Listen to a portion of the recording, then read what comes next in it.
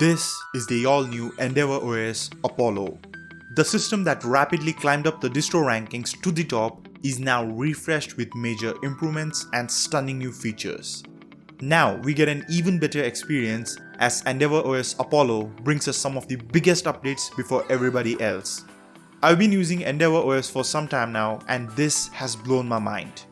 EndeavourOS is an Arch-based distro that is exceedingly suitable for intermediate Linux users, people who are already familiar with Linux and want to try something more advanced. Since Endeavour is based on Arch Linux, it gets the newest technologies, advanced features, and latest package updates before anybody else. It also gives you a lean system that you can build on top of according to your needs. The flexibility that we see here, really, it's an opportunity to build a system that you can call truly your own. So let's jump right in and have a look at what's new, the big improvements, the performance, the amazing software library, and the ultimate feature set that made EndeavourOS rise up to the top in the Linux world. What makes EndeavourOS extra appealing is, it is based on Arch Linux. It comes with all the advantages of Arch Linux like the newest of all the tech, vast software repositories, access to virtually any software you need using the Arch User Repositories, Arch Wiki, minus the installation hassle. Arch Linux is a rolling release distribution that brings the latest stable releases of all the software to its users before any other Linux distro. They do this while making sure that these packages coexist without any breakage. You install Arch once and the same system gets updated as long as you want. This means Arch is always new and a step ahead. It incorporates the newest features, latest advancements, fresh file systems, new kernels with support for more hardware, and so much more. Most software that I use on Ubuntu have more features on Arch than they do on Ubuntu, and that leap is quite compelling. EndeavourOS inherits all these advantages from Arch Linux, and unlike Arch, EndeavourOS is very easy to install and start using. One of the biggest reasons you should consider EndeavourOS is the user interface choice. EndeavourOS gives you all the desktop environments in their vanilla flavor. You can choose from GNOME, KDE Plasma, Cinnamon, Mate, XFCE, Budgie, Deepin, and many more desktops during installation. You can also use multiple desktop environments on the same installation without any problem. Now you cannot do this on all the Linux distros. All the desktop environments are provided in their stock form without any theming or modifications. GNOME and KDE both have pushed major updates recently and Arch Linux has brought both the updates to its users. And consequently, EndeavourOS gets them too. Let's have a look. Here we are getting GNOME 42. We are supposed to get GNOME 42 in other distros by the end of this month. But on Endeavour, we already have it since last month. Now this is a major advantage of using an Arch-based distribution. GNOME 42 looks absolutely gorgeous here, and with this version, we are getting a new global dark mode in the settings. I must say, it looks really polished. In both light as well as dark themes, GNOME 42 is very elegant. This version also kicks off the all-new libadwaita. This is a new library to build the next generation of GTK apps.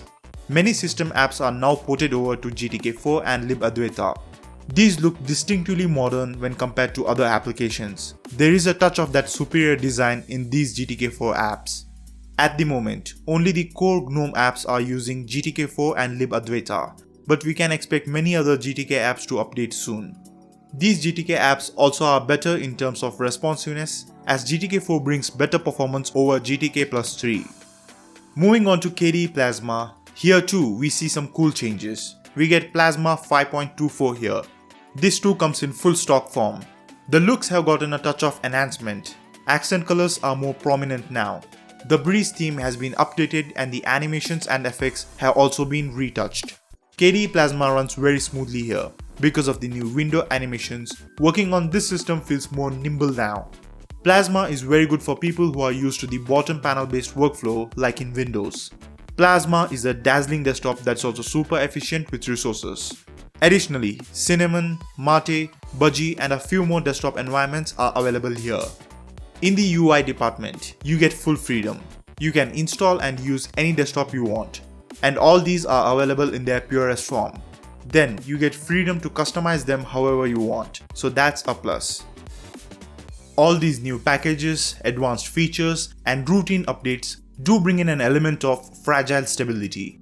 I don't want to say instability here because it's not. But EndeavourOS might need a little bit more care than say Linux Mint. I mostly want you guys to be careful about two things. First is that rapid updates do tend to change how certain things work. The software that you use might get updated and there might be changes in the layouts, how things work, and certain things might even get deprecated. While the last is not a common occurrence, the first two are common. But these changes are always for the better, and I personally have encountered better and better user experience as a direct result of these faster updates. The second thing I want to address is system dependability. While Arch Linux updates undergo extensive testing, there is a small risk of some things like drivers not working after an update. To overcome that, I highly recommend using Timeshift. For that matter, I recommend Timeshift for every Linux user, no matter the distribution, no matter the user skill level. Timeshift is an easy to use backup and restore utility that is extremely powerful at what it does. After you install EndeavourOS and set it up with all the software you need, install Timeshift and make a backup. Also schedule in weekly snapshots. That way, in case anything goes wrong, if the system fails to boot, if your drivers break, you can roll back to a fully working system very easily. Timeshift makes Linux more handy. Now that we have talked about stability, EndeavourOS is a suitable computing system for students, software developers, and other day-to-day usage. It's fresh and you are getting a clean system. That's why I recommend this system for students. Just be mindful of the stability thing we talked about in the last section. If you have been using a Linux distro for some time now and want to try out some more advanced distros, EndeavourOS is going to be a fantastic choice. For people who have switched to Linux recently and have familiarized themselves with the basic workings of desktop Linux, Endeavour will provide that perfect next step. Because of the huge Arch software pool and Arch user repositories, Endeavour can be used as a starting base and build a system that is highly personalized for your work and style. EndeavourOS does not come with a lot of software installed, so you'll sort of have to build it.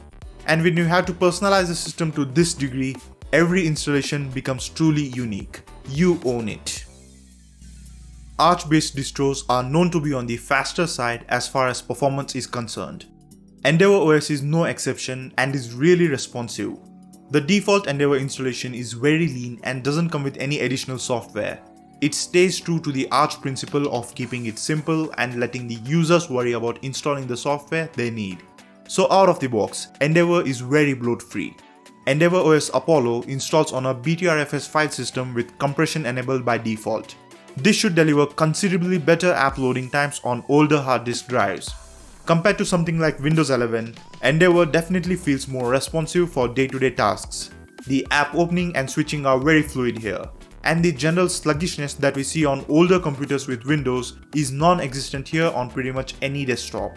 And XFCE desktop gives you a truly nimble experience, and it looks good on Endeavour too. So if you want a performance-driven system, Endeavour plus XFCE is pure gold. The performance is good on gaming and other heavier tasks too. EndeavourOS ships with Calamares installer, which is one of the simplest and fastest Linux installers out there. Installing Endeavour takes around 20 minutes and the whole process is very beginner friendly and easy to understand. EndeavourOS also offers an option to install it without an internet connection, which is a rare thing in Arch-based distros. This is really convenient for people with slow or unreliable internet connections. But should you choose to install Endeavour in offline mode, you'll not get to choose your desktop environments and XFCE will be installed by default. For people with NVIDIA GPUs, you need to boot the installer with proprietary driver and it will automatically install the latest NVIDIA drivers. This is another thing I really appreciate, as installing pretty much any driver on the latest kernel can be a headache. For people with NVIDIA GPUs, leading edge distros can be very difficult. So what Endeavour offers is really fantastic in that regard. For installation, EndeavourOS gets major points. EndeavourOS didn't give me a software store by default on GNOME installation. I highly recommend pamac software store for Arch-based distros. It has many Arch-specific features and options baked right into it. It also has Arch user repository support. It's fast and organized, so I've given the commands to install pamac in the description below. EndeavourOS makes installation and getting started with it a pleasant experience.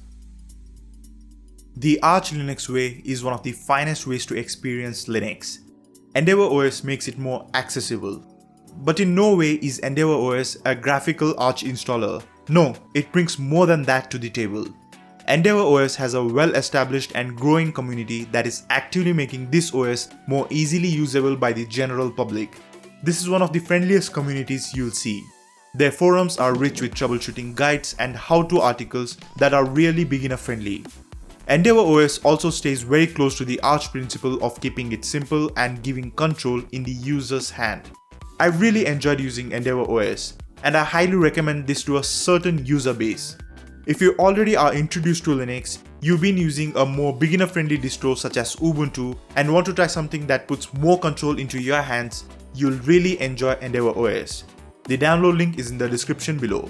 Also make sure to check out this video on Garuda Linux, which is yet another Arch-based Linux distro that is leaps ahead with its innovative features. Well, if you enjoyed this video, do consider subscribing to the channel. That's it for today. This is the NextX signing out.